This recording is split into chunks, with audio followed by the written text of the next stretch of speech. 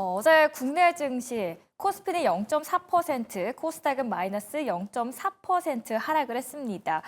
트럼프 랠리가 수그러들고 있는 시점에서 엔비디아가 실적을 발표하죠. 만약 엔비디아가 시장의 예상을 웃도는 실적을 발표할 경우에는 트럼프 랠리에 이어서 엔비디아 랠리가 펼쳐질 전망이다라는 이야기들이 나옵니다. 그래서 엔비디아 실적 발표, 미증시의 중대한 분수령 중 하나였습니다. 과연 그 꿈은 이루어졌을까요? 잠시 후 자세하게 저희가 브리핑으로 들어가 보도록 하겠습니다.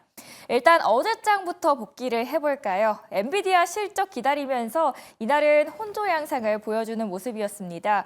엔비디아 실적 발표를 하루 앞두고 SK하이닉스가 장 초반 상승세를 유지하지 못하고 보합으로 거래를 마쳤고요. 그나마 이날 기관 자금이 오전 중 순매수로 전환하면서 상승폭을 키웠고 강보합으로 마감을 할 수 있었습니다. 이처럼 국내장은 지수 방향성이 부재합니다. 그러면 어떤 분위기로 흘러가죠? 아마 아실 겁니다. 이 테마장세가 연일 지속되고 있습니다.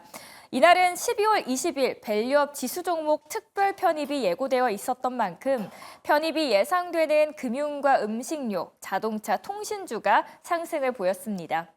특히 배당 성향이 높은 업종 위주로 상승세가 두드러지는 모습이었고요. 특히 금융주와 마찬가지로 배당주이자 밸류업 특별 편입 종목인 통신주도 이날은 강했습니다. 보이시는 것처럼 KT 그리고 LGU+ 3%대 오르면서 모두 빨간불 켜줬습니다. 기관의 대규모 순매수세가 들어오는데요. 21일부터 밸류 정책 펀드가 투자를 개시하면서 또 선제적인 투자 행보라는 분석 또한 있습니다. 그 옆에 보시면 조선주도 있죠. 트럼프 수혜주로 꼽히는 조선기자재, 조선주가 강세를 이날도 이어갔습니다.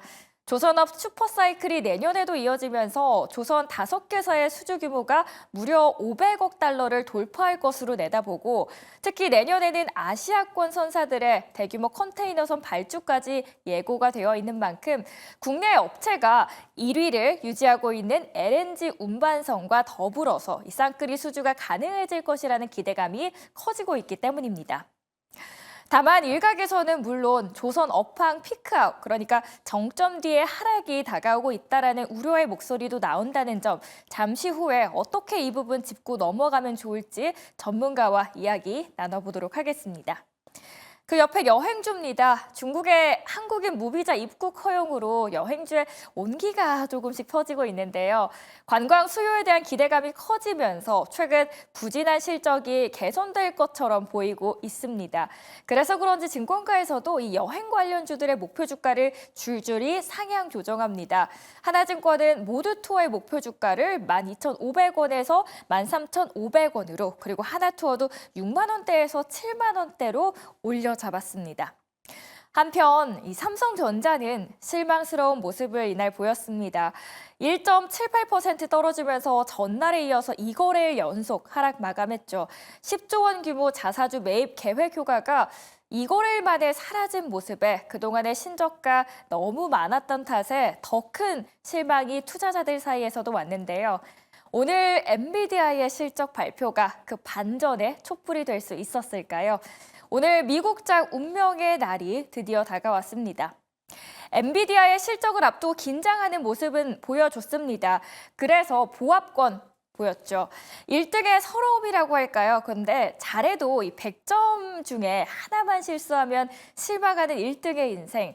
엔비디아가 실적 공개를 했는데 과연 어떻게 나왔는지 다음 판에서 보도록 하겠습니다. 엔비디아는 고성능 AI 칩 판매에 힘입어서 애널리스트들의 예상치를 상회하는 실적을 공개를 해줬습니다. 시가총액 기준으로 최대 상장 기업인 엔비디아가 351억 달러의 매출에 0.81달러의 주당 EPS를 기록했고요. 애널리스트들은 원래 332억 달러의 매출에 0.74달러의 EPS를 예상하고 있었습니다. 이 결과 이 강력한 AI 칩에 대한 수요가 여전히 높은 엔비디아가 증명이 됐고요. 계속 더 확장하고 있음을 보여줬습니다. 말 그대로 일 잘하고 있다라는 겁니다. 하지만 이 소식에 엔비디아의 주가는 시간 외에서 하락 중입니다. 엔비디아의 CEO인 젠슨 왕은 이날 성명에서 AI 시대가 본격화되면서 전 세계적으로 엔비디아 컴퓨팅으로 전환이 가속화되고 있고 지금 호퍼에 대한 수요와 본격적인 생산에 들어간 블랙웰에 대한 기대는 더욱더 놀랍다라고 언급을 해주고 있습니다. 실제로 매출의 대부분을 차지하는 이 칩 대기업의 데이터 센터 사업 부문이 이번 분기에 308억 달러를 벌어들이면서 애널리스트들의 예상치인 290억 달러를 뛰어넘었습니다. 젠슨 황의 코멘터리를 방금 전 들어오기까지 봤는데요. 요약을 먼저 해드리자면 일단 수율 개선한 블랙웰 마스크 변경은 완료했고 그리고 블랙웰 생산 출하는 4분기 시작해서 내년 내내 계속 증가할 것이다. 호퍼와 블랙웰 시스템 모두 특정 공급 계약은 완료한 상황이고 블랙웰에 대한 수요는 2025년 여러 분기 동안 공급이 초과될 것이라고 예상을 하고 있습니다. 앞으로 엔비디아의 매출 전반적으로는 크게 걱정은 하지 않아도 될 것 같습니다. 다만 이게 또 주가적으로는 어떻게 영향을 미칠지 궁금하신 분들은 저희가 잠시 후에 자세하게 짚어드리도록 하겠습니다. 이외에도 이날 가상자산 시가총액 1위 비트코인 또 한 번 사상 최고치 기록을 썼습니다. 알트코인도 오름세 보였는데요. 이날 강세는 트럼프 당선인이 대주주로 있는 트럼프 미디어 그리고 암호화폐 거래소 벡트의 인수 협상 소식 때문이었습니다. 자, 알파 소식들 한번 보실까요? 먼저 첫 번째로는 지정학적인 리스크가 나왔습니다. 우크라이나가 영국에서 지원받는 공대지 순항미사일 스톱 제도로 러시아 본토를 처음으로 공격했다라는 소식이 들어옵니다. 블룸버그의 이야기였고요. 영국 정부가 북한군의 러시아 파병에 대해서 대응으로 스톰 섀도우 사용을 승인했다라고 설명을 한 겁니다. 영국의 일간 텔레그래프에서 이야기를 하면 러시아 군사 블로거를 인용해서 이날 북한군이 파병된 러시아 쿠르스크 지역의 마리노 마을에서 스톱 섀도우 파병이 발견이 됐다라고 합니다. 이 부분이 또 오늘 국내 방산주들 그리고 재건 관련주들 어떻게 영향 미칠지 함께 짚어보도록 하죠. 그리고 그 아래 도널드 트럼프 미국 대통령 당선인의 정권 인수팀이 또 하나의 가상자산 소식을 내놨습니다. 백악관에 가상화폐 정책을 전담하는 자리를 신설할지에 대해서 디지털 자산 업계와 대화를 하고 있다라는 이야기입니다. 보도에 따르면 인수팀은 그런 자리를 맡을 후보들을 검증하고 있는 상태고요. 주목되는 이유는 백악관에 가상화폐를 전담하는 자리를 두는 거는 이번이 처음이고 실제로 생길 경우에는 가상화폐 업계가 트럼프 2기 행정부에서 행사하게 될 영향력을 보여주게 된다라고 외신에서는 보고 있기 때문입니다. 자, 이렇게 전반적인 이슈들 쭉 훑어봤는데요. 더 자세한 이야기 그리고 국내장 어떻게 대응 전략 펼치면 좋을지 전문가와 함께 이야기 나눠보도록 하죠.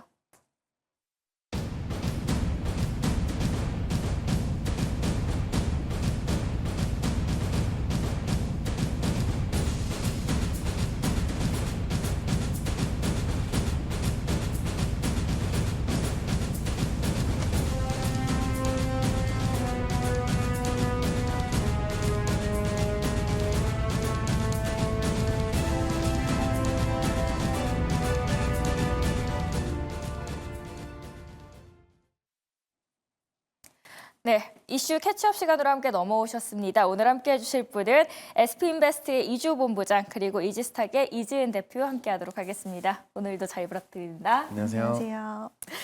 네, 오늘 첫 번째로는 엔비디아 실적 발표 모든 분들이 궁금해하고 계셨는데 지금 발표가 되고 나서 채팅창에 눈물이 가득합니다. SK하이닉스 어떡하냐, 삼성전자 어떡하냐, 오늘 하락하는 거 아닌가 걱정하시는 분들 굉장히 많습니다.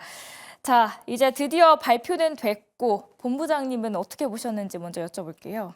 일단 실적은 잘 나왔습니다. 네. 숫자적으로는 잘 나왔는데 지금 일단 가이던스가 약간 조금 예상했던 것보다 낮게 나왔다라는 점이 좀 시간의 거래에서 하락을 불러왔다 이렇게 볼 수 있겠고요. 지금 7시부터 어닝콜이 진행이 되는데 이제 여기서 나오는 얘기가 중요할 것 같습니다. 결국에는 이 어닝콜에서 나온 내용이 국내 증시에 영향을 줄 가능성이 높고 그리고 이제 미국 증시 이제 또 열리게 되면은 프리장부터 움직일 가능성이 높은데 지금 핵심은 아마 어닝콜에서 나올 얘기가 블랙웰에 대한 얘기가 좀 많이 나올 것 같아요. 특히나 이제 4분기부터 출하를 한다라는 부분들 그다음에 이제 발열 이슈가 계속 얘기가 나왔었는데 그 부분에 대해서 젠슨 왕이라던가 뭐 CEO 단에서 어떤 얘기가 나올지를 좀 주목해 보시면 좋을 것 같고요. 결국에는 이런 수요에 대한 부분에 있어서는 긍정적인 얘기가 나올 가능성이 높은데 다만 이제 그런 발열 이슈라던가 이러한 부분들 그리고 우리가 염려하는 부분들에 대해서 과연 어떠한 좀 속 시원한 해명이 나올지에 대한 부분 이 부분을 좀 주목하시면 좋겠고 만약에 그 부분이 좀 긍정적으로 나오고 이제 블랙엘이 앞으로 계속적으로 출하가 잘 될 것이다라는 소식이 뭐 지배적으로 된다고 한다면 사실 뭐 시간의 주가가 좀 빠지긴 했습니다만 크게 걱정할 정도는 아닐 것 같고 과연 국내 증시는 이제 어떻게 될 것이냐 제가 봤을 때는 그런 실적에 대한 부분들이 나쁘지 않았기 때문에 국내 증시도 크게 막 하락하거나 그런 흐름이 나올 것 같지는 않고 결국에는 이제 중요한 것은 저 블랙엘입니다. 블랙엘이 이제 앞으로 어떻게 많이 팔릴지 그리고 어떻게 될지에 대한 부분에 있어서 반영이 될 거기 때문에 제가 봤을 때는 충격이 나올 것 같지는 않고요. 어느 정도 소화하면서 좀 상승 쪽으로 방향을 잡아주지 않겠냐. 좀 이렇게 좀 예상하고 있습니다. 네, 이지호 본부장께서는 실적을 확인하고 보는 게 좋겠다라고 전부터 이야기를 해주셨는데요. 이번에 실적이 공개가 됐고 그래도 그렇게 큰 타격은 없을 것이다라고 이야기를 해주셨습니다.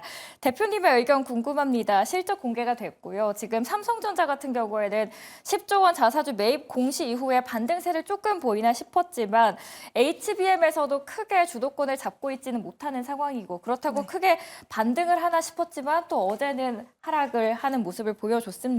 오늘 그렇다면 삼성전자는 어떤 흐름 보여줄까요?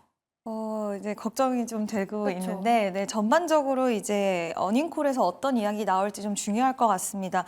지금 블랙의 수요 기여에 관한 구체적인 코멘트 좀 필요할 거라는 의견이 분분한데, 여기서 이제 뭐 HBM 관련돼서 그리고 앞으로 AI 시장에 대해서 여러 가지 좀 긍정적인 코멘트들과 이야기들이 나왔을 때 그 훈풍이 삼성전자까지도 좀 이어올 수 있을지에 대한 부분은 시장이 좀 열리고 나서 좀 더 명확하게 판단이 가능할 것 같은데요. 다만 한 가지 좀 우려스러운 부분과 좀 안타깝다라고 생각하는 부분은 지금 삼성전자 같은 경우엔 자사주 매입액과 소각에 대한 이야기 나왔는데도 불구하고 외국인의 매수세가 여전히 돌아오고 있지 못한다는 점, 이런 부분들은 참 아쉬운 부분이 아닐까라고 생각이 되는데, 이번 뭐 실적 발표를 기점으로 해서 이제 수급의 변화라던가 이런 것들이 명확하게 나올 수는 없을 거라고는 보고는 있지만, 또 진짜 뭐 정말 우리가 기대할 수 있는 부분은 혹시라도 어닝콜에서 삼성전자와 관련된 코멘트라던가 이런 부분들 혹시라도 정말 나와준다라고 한다면 삼성전자의 분위기는 그래도 바뀔 수 있지 않을까라고 생각을 하고 있고요.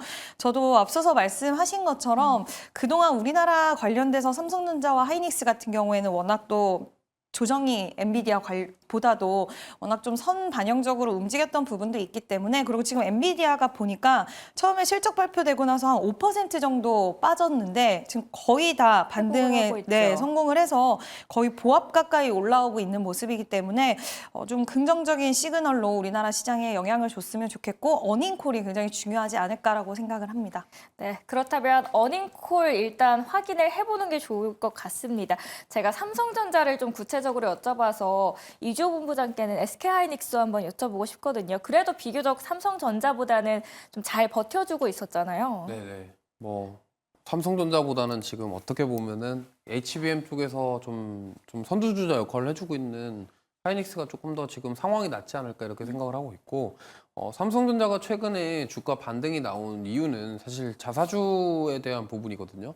이 이슈 때문에 지금 반등이 나왔던 부분이기 때문에 사실 만약에 이 부분이 조금 기대감이 이제 조금 식어 들어가게 된다고 한다면 다시 한번 또 하락이 나올 가능성도 있습니다. 결과적으로 이제 삼성전자는 지금 해결해야 될 부분들이 많고 앞으로의 방향성을 제시할 부분들이 많은데 지금 하이닉스 같은 경우는 명확합니다. 명확하고 HBM에 대한 뭐 매출이라던가 실적 이런 4분기도 기대해 볼 수가 있겠고, 그리고 중요한 것은 이제 그 다음이죠. HBM4를 이제 얼마나 빠르게 이제 할 수 있겠느냐에 대한 부분이 앞으로 주가 방향성을 좀 결정하지 않을까 이렇게 생각을 하고 있는데, 지금 뭐 사실 이렇게 지지부진한 흐름을 이어가다가도 또 앞으로 또 한 번에 또 주가가 올라갈 수 있는 그런 여력들, 모멘텀은 저는 있다라고 생각을 합니다.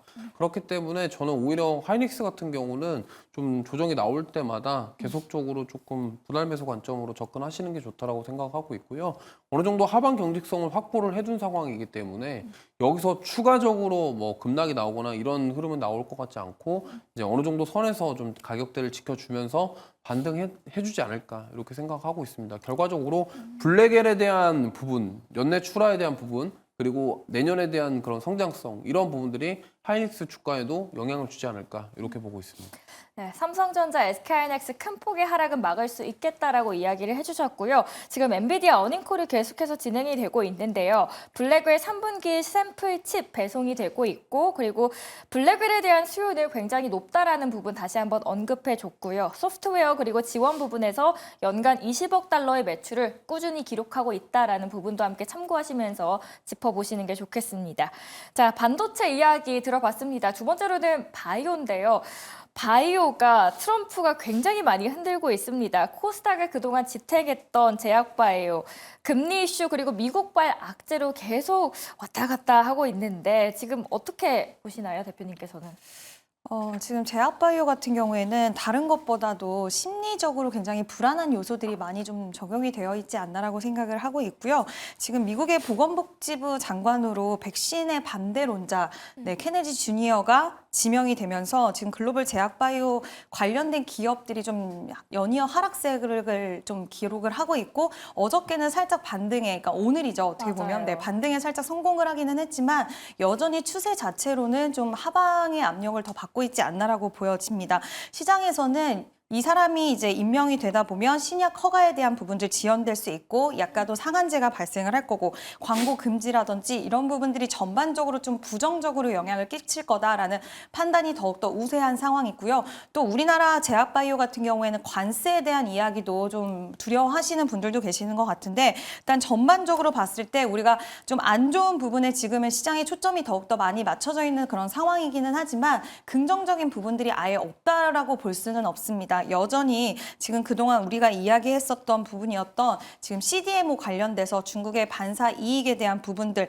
그리고 이런 부분들은 좀 여전히 진행을 하고 있는 상황이라서 기대할 수 있는 생물보안법에 대한 부분들이 올해 안에 어떤 가시적인 이야기가 나오지 않는다 하더라도 여전히 진행 중인 상황이라는 거 그리고 미국 의약품 관세 부여 같은 경우에는 지금 제한적으로 좀 이루어질 수 있다라고 예상을 할 수가 있는데 관세를 부여하는 그 목적이 결국에는 공중보건 비상사태에서 필수 의약품 공급을 원활하게 하기 위함인데 이런 부분들을 봤을 때 우리나라 기업들이 지금 납품하고 있는 부분들을 판단을 했을 때는 굉장히 제한적일 수 있다라는 그런 일각의 평가들과 시각들도 있는 만큼 지금은 좀 불안한 요소에 시장의 여러 가지 투자자들의 심리 자체가 또 워낙 많이 올랐잖아요. 많이 올라와 있는 상태이기 때문에 어쨌든 피하고 보자라는 그런 심리들이 좀 투여가 되고 있는 시장의 전반적인 분위기가 연출이 되고 있다라고 생각을 하는데 제약바이오가 완전히 이대로 흐름이 끝났다라고 보고 있지는 않고요. 다만 기간과 가격에 대한 조정 부분들이 조금은 더 발생할 수 있기 때문에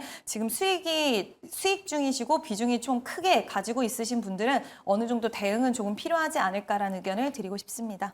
네, 대표님의 의견에 또 이조 본부장도 동의하시는지 궁금합니다. 요즘 말씀을 해주셨듯이 백신 회의론자의 보건복지부 장관 지명에 대한 우려가 반영이 되면서 바이오주가 흔들리고 있습니다. 바이오주 들고 계신 분들도 굉장히 불안하실 것 같아요. 이런 부분에 대해서는 어떻게 대응을 하는 게 좋을까요? 일단 뭐 지금 알테오젠 같은 경우는 좀 하락이 나오긴 했는데 사실 그동안 오른 거에 비하면은 이 정도 하락은 좀 건전한 조정 아니냐 뭐 이렇게 생각해 볼 수도 있을 정도라고 생각을 하고 있고요. 사실 이제 원래 12월 달 FOMC에서 금리 인하에 대한 기대감이 있었는데 사실 파월 의장의 발언 이후에 약간 금리 이제 인하 속도가 조절되는 것이 아니냐, 동결하는 것이 아니냐 이런 얘기들이 나오면서 좀 바이오 수급 쪽으로 좀 영향을 준 부분이 있고요. 아무래도 최근에 바이오 쪽에서 수급이 빠지고 다른 쪽으로 특히나 트럼프 트레이드 관련 종목군들 위주로 수급이 많이 이동했다라는 점, 이 부분들이 좀 최근에 바이오 하락의 주 원인이 아닌가 이렇게 생각을 하고 있고, 그리고 지금 CDMO랑 CMO 쪽 같은 경우는 제가 예상하기로는 일단 물론 백신 그 이슈도 있지만 이제 그 IRA 폐기에 대한 얘기가 나오면서 이거 생물보안법도 안 되는 거 아니야? 이러한 우려감이 조금 CDMO 쪽에서 미리 선반영돼서 빠졌다 이렇게 좀 해석을 해볼 수 있을 것 같거든요. 그렇기 때문에 저는 오히려 지금 그렇게 조정이 나왔던 이 CDMO 쪽, CMO 쪽 관련 종목군들 위주로 반등할 수 있는 여력이 있지 않을까. 저는 물론 IRA에 대한 폐기에 대한 가능성에 언급을 했지만 생물보안법이랑 저는 결이 다르다고 생각하기 때문에 결국에 생물보안법은 중국을 압박하기 위한 민주당에서 발의를 하긴 했지만 네. 트럼프에서 저는 트럼프가 반대할 이유는 없다라고 생각을 합니다. 그래서 지금 이렇게 눌렸을 때가 저는 매수의 기회라고 생각을 하고 있고 특히나 삼성바이오로직스는 지금 유럽 제약 쪽과 또 9천억 가량 계약을 했고 올해 매출만 최 5조 이상 이런 부분들은 굉장히 저는 모멘텀이 살아있다라고 생각을 하고 있고 결과적으로 이제 생물보안법으로 인해서 만약에 우리나라 기업들이 이러한 중국의 물량을 가져올 수 있다고 한다면 저는 뭐 지금 주가에서 더 올라갈 수 있다라고 저는 생각을 하고 있기 때문에 오히려 CDMO 쪽 관련해서는 조정 시 매수 관점으로 좀 대응해 보시는 게 좋을 것 같고 분명한 것은 바이오 쪽은 또 다시 한번 랠리가 오지 않을까. 왜냐하면 금리 인하 기조 자체가 쉽게 또 바뀌지 않아요. 갑자기 여기서 금리를 또 다시 올린다 이렇게 되기에는 한 번에 그렇게 되기 쉽지 않을 거기 때문에 이 금리 인하 기조 자체는 이어질 것으로 예상을 하고 있어서 이 부분을 좀 참고하셔서 대응해 보시면 좋을 것 같습니다. 그렇다면은 CDMO 쪽 그리고 오히려 조정이 왔을 때 바이오는 매수하는 게 좋겠다라고 이야기를 하셨는데 살짝 언급했던 게 알테오젠 지금 뭐 많이 빠지긴 했지만 이 정도 올랐으면은 그래도 괜찮다라고 하셨는데 알테오젠을 보시는지 아니면 또 구체적으로 보시는 다른 기업이 있으신지요? 알테오젠은 이제 어떻게 보면은 그 코스피의 삼성전자처럼 코스닥의 그 약간 지수를 이렇게 만들어가는 그런 종목이라서 네. 물론 알테오젠은 뭐 리포트가 뭐 75만 원까지도 얘기 나오잖아요. 그래서 워낙 모멘텀이 많기 때문에 알테오젠은 진짜로 이제 계속 보셔야 되는 게 맞고 이제 그 외에 이제 조금 바이오시밀러 말고 저는 CDMO 쪽이 조금 더 긍정적이라고 생각을 하는 게 결국에는 이제 바이오도 실적 싸움이라고 저는 생각을 합니다. 지금은 뭐 과거에는 이제 신약에 대한 모멘텀, 기대감 이런 것들로 인해서 주가가 올랐다면 이제 바이오 시장도 최근에 뭐 얘기가 나오고 있는 뭐 기술 플랫폼 가진 기업들 위주로 좀 주가 잘 가잖아요. 그러다 보니까 결국에는 돈을 벌 수 있는 환경, 물론 신약에 대한 모멘텀도 필요하지만 돈을 벌 수 있는 환경을 얼마나 갖추고 있냐에 대한 부분들이 기업의 주가를 올라가는데 큰 영향을 주고 있어서 이 부분에 있어서 저는 결국에는 CDMO랑 CMO 쪽은 돈을 벌고 있는 바이오거든요. 그럼 물론 신약 모멘텀도 중요하지만 뭐 바이오시밀러라던가 이런 것들보다도 오히려 좀 매출을 잘 만들어줄 수 있는 베이스가 될 수 있는 그런 기업들. 그러니까 CDMO 쪽에 하면은 뭐 당연히 대장은 삼성바이오로직스겠지만 그 밑단에 있는 뭐 바이넥스라던가 ST팜 이런 쪽도 저는 다 같이 보시는 게 맞지 않을까 이렇게 생각합니다. 제가 구체적으로 기업을 여쭤봐서 대표님께도 하나 여쭤보고 싶은데 AI 희귀질환 진단으로 해서 3빌리언 관심 있는 걸로 알고 계시거든요. 그렇다면은 이제 미국 시장 진출도 본격화되고 어제도 한 13% 올랐는데 그동안은 한 치킨값벌이 장터로 불렸던 IPO 시장의 한파가 조금씩 풀리는 걸까요? 요즘 시장의 분위기 전반적으로 보니까 지금 하반기에 상장했던 종목군들 중에서 지금 시장의 전반적인 분위기와 좀 어울리는 종목들은 시세가 나오기 시작을 했더라고요. 근데 통상 시장이 별로 좋지 않고 수급이 움츠려 들었을 때 신규 상장주에 수급이 유입되는 현상들이 나오는 시기들이 있거든요. 근데 지금 뭐 그 정도로 강하다라고 할 수는 없겠지만 이번에 우주항공을 필두로 해서 또 로봇주라든지 그리고 뭐 산일전기 이런 전력 쪽의 종목들, 뭐 전진건설 로봇 이런 건설 기계 쪽 굉장히 좀 시세가 강하게 나왔던 종목군들이 있다 보니까 IPO 딱 첫날에는 오히려 좋지 않다가 이제 좀 시간이 지났던 종목군들 중에서 우주항공이 이번에 IPO 시장에 굉장히 관련된 기업들이 많이 출사표를 던졌는데 결과가 좋지 못했어요. 근데 우주항공이 지금 트럼프 수혜로 또 갑자기 부각이 되면서 그쵸. 관련돼서 뭐 루미르, YJ링크, HVM 굉장히 시세가 강하게 나오면서 관련된 신규 상장주들 중에서 지금 시장의 분위기와 맞는 쪽에 좀 시장이 눈을 돌리기 시작을 하지 않았나라고 생각이 들고요. 지금 이미 좀 움직이는 종목군들이 있습니다. 그래서 3빌리언 같은 경우에도 지금 CJ 바이오사이언스에 관련돼서 지금 제일제당 쪽에서 바이오 사업 매각하겠다. 그러면 바이오사이언스 쪽으로의 더 집중적인 바이오 산업이 진행이 될 수 있는데 이 회사도 유전체 분석이라던가 이런 사업을 같이 영위를 하고 있다 보니까 좀 연결고리성으로도 해서 시세가 나온 부분도 있다라는 거 좀 그래서 신규 상장주들 중에서 지금 시장의 분위기와 좀 걸맞는 종목들 한번 찾아보시는 것도 좀 하나의 재미가 아닐까라는 의견을 드리고 싶습니다. 네, 여기까지 바이오와 함께 의견 들어봤습니다. 다음은 밸류업입니다. 어제 밸류업 굉장히 핫했고요. 그리고 지수 종목 특별 편입이 예고되어 있는 와중에 편입이 예상되고 있는 쪽이 뭐 금융, 음식료, 자동차, 그리고 통신주 쪽이 있습니다. 그 안에서 어느 쪽 가장 유망하게 보시는지요?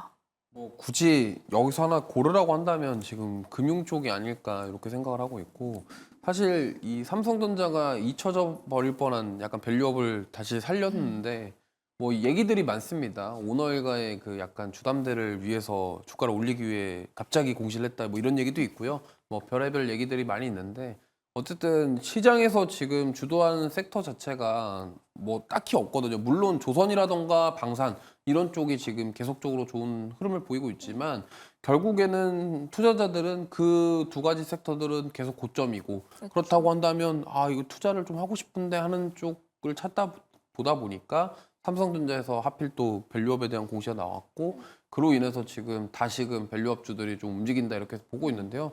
저는 만약에 뭐 많습니다. 뭐 통신이라던가 금융이라던가 뭐 많죠. 뭐 어제 현대차 그룹주들도 많이 잘 올랐고요. 갔죠. 네, 그러다 보니까 지금 어떻게 보면은 밸류업으로 가장 수혜를 받았던 기업이 현대차인데 현대차 말고 이제 좀 본다고 한다면 지금 최근에 잘 올라가고 있는 금융주들 그리고 뭐 그 외에 좀 통신주도 지금 흐름이 나쁘진 않아요. 근데 통신주는 사실 변동성 자체가 크지 않기 때문에 좀 이거는 호불호가 많이 갈립니다. 투자하시는 분들의 성향에 따라서 왜냐면 나는 조금씩 가는 게 좋다 하시는 분들 꽤 크게 올라서 재미를 못 보는 주식이긴 한데 그렇죠, 맞아요. 한 방에 좀 나는 좀 크게 좀 극대화시키고 싶다 하시는 분들은 좀 선호하지 않기 때문에 오히려 지금 뭐 저는 금융 쪽도 나쁘지 않다라고 생각하고 있고요. 근데 변동성 자체를 노리신다고 한다면 밸류업보다는 좀 다른 쪽을 보시는 게 좋고 과거에 현대차처럼 그런 상승이 나오기에는 이제는 쉽지 않을 것 같아요. 왜냐하면 처음 그렇게 기대감이 올랐던 부분이 있는데 지금은 그러한 기대감까지 오기에는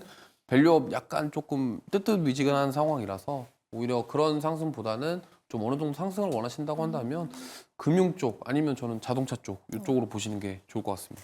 금융 자동차 꼽아주셨습니다. 증권가에서 지금 밸류업 지수에 신규 편입될 종목 중 그리고 섹터주가 다 통신주도 사실 어제 굉장히 강했는데 다만 이게 편입이 돼도 주가에 미치는 영향은 제한적일 수 있다라는 시각도 있거든요. 대표님께서는 어떤 관점으로 보시나요? 저도 좀 비슷하게 생각을 하는데 이게 어떤 종목을 편출하는 게 아니라 더 종목 수가 늘어나는 거기 때문에 이런 비중에 대한 부분이라던가 종목 수 증가를 하다 보면 지수 경쟁력은 더 이상 좀 떨어질 수 있는 요인들로 작용될 수 있다라고 보고 있어서 그 효과적인 부분은 우리가 기대하는 그만큼에는 못 미칠 수 있다라고 보고 있는데 KB금융 같은 경우엔 굉장히 좀 충격적이었잖아요. 그 편입이 되지 맞아요. 않았다라는 부분이. 그래서 오히려 시장에서는 저도 금융주 쪽을 좋게 보고 있는 이유가 지금 특별 편입이라는 이 단어 자체가 그러한 부분들을 의식했다라고 생각이 들기 때문에 그때 아쉬움을 많이 안겨줬던 쪽 그런 쪽의 종목들이 좀 시세가 강할 수 있지 않을까라고 보고 있고요. 지금 뭐 LG 쪽도 거론이 좀 되면서 지금 어저께도 그렇고 시세 흐름들이 좀 바닥권에서 상승세가 나와주고는 있는데 이게 과연 연결고리를 가지고 계속해서 연속성을 지속할 수 있을지의 여부는 좀 지켜봐야 될 것 같고요. 오히려 지난번에 굉장히 좀 아쉬움을 많이 줬던 종목이 이번에도 시세를 좀 강하게 내보이지 않을까라고 보고 있어서 저 역시도 KB금융이 가장 좀 유력하지 않을까, 좀 시세에 대해서는 강하게 갈 수 있는 쪽이 그쪽이 아닐까라고 생각을 합니다. 밸류업 안에서 고민하시는 분들께서는 또 금융주 공통적으로 짚어주셨다는 점 함께 참고하시면 좋겠습니다. 마지막으로는 방산 함께 보도록 하겠습니다. 시청자분께서 한국 증시는 러우 전쟁 끝나야 올라갑니다라고 이야기를 해주실 정도로 좀 지정학적인 리스크가 굉장히 큰 영향을 미치고 있다라고 생각하시는 것 같습니다. 실제로 이번에 우크라이나 주재 미국 대사관에서도 우크라이나 전국에 상당한 규모의 폭격이 있을 예정이니까 발생 시 즉각적으로 대피소에 피신하길 바란다라는 이야기가 나왔는데 이 끝나지 않는 전쟁, 오늘 그렇다면은 방산주 쪽으로의 수혜는 어떻게 예상하시나요? 뭐 사실 방산이 계속 좋아서 이 뭐가 이제 안 좋다라고 얘기하기가 네. 좀 애매한 상황입니다. 그래서 현대로템 같은 경우도 또 신고가를 경신했고 그나마 지금 3대장 중에서 좀 가격적으로 눌림이 나온 거는 LIG 넥솔이거든요. 근데 저는 오히려 방산 쪽 계속적으로 연속적인 시세를 나오지 않을까 이렇게 생각하고 있고 가장 중요한 것은 트럼프의 이제 방위비 증가에 대한 우려 때문에 사실 각국에서는 이제 자국 내 무기 체계를 갖추고 싶어 할 거거든요. 왜냐하면 이 방위비에 대한 부담금이 커지니까. 그러다 보니까 우리 방산 섹터들의 모멘텀 자체는 이러한 그런 해외 국가들의 니즈를 해결할 수 있는 그런 수출을 할 수 있다. 이런 능력을 가지고 있다. 이런 점이 좀 매력적이기 때문에 좀 뭐 올해뿐만이 아니라 내년까지도 지금 방산 관련 섹터들은 꾸준하게 들고 가셔야 된다고 생각을 하고 있어서 좀 계속 보시면 좋을 것 같습니다.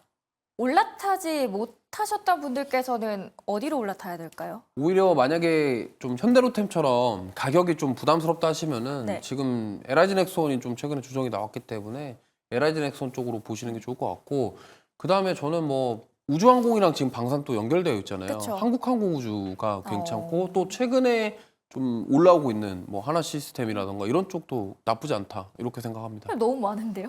네, 너무 하나만 많죠. 알려주세요. 네, 많은데 그 중에 네. 하나 뽑자면은 뭐 네. 굳이 지금 가격 메리트가 있는 LIG 넥손 LIG 네, 넥슨 말씀드리고 싶네요. 원픽으로 한번 네. 뽑아보겠습니다. 대표님의 의견도 들어봐야겠죠.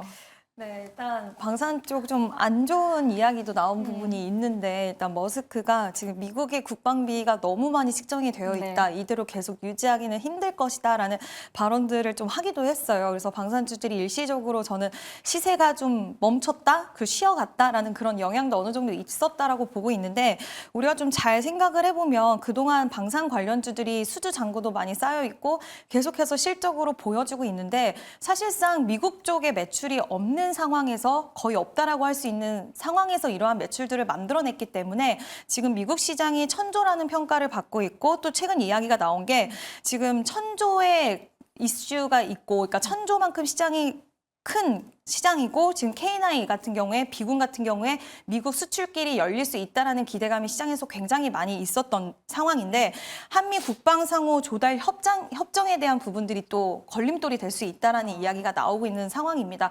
그렇지만 여기서 방산주들 계속 좋게 볼 수 있는 부분은 앞서서도 말씀을 드렸지만 미국 시장을 배제하고도 굉장히 좋은 세계적으로 평가를 받고 있었다는 거 그리고 미국이 아니라 다른 국가들은 계속해서 방위비에 대해서는 저는 러우 전쟁도 그렇고 지금 중동 리스크도 그렇고 아무리 진정이 된다라고 하더라도 안보에 대한 부분들을 불안감은 굉장히 증폭이 되어 있는 상황이라서 지금 미국의 대선 일정도 있었고 그런 큰 이벤트가 있을 때는 보통 이런 큰 계약 같은 부분들을 밀어놓는 경향들이 많기 때문에 이런 부분들이 또 이제는 다시 단기적으로 수요가 급증할 수 있는 가능성도 좀 열어둘 수 있을 것 같고요.